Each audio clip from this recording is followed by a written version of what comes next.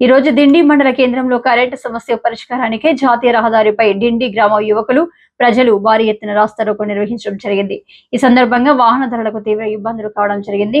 రాస్తారోకో సందర్భంగా విద్యుత్ ఏఈ అధికారులు విచ్చేసి ఆ సమస్య పరిష్కారం చేస్తామని హామీ ఇవ్వడం జరిగింది.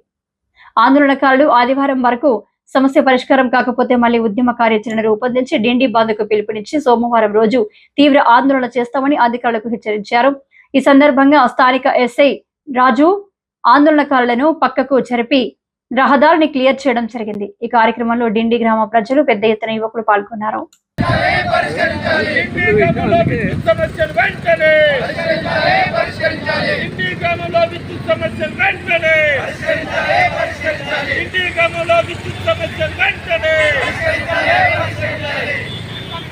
కరెంటు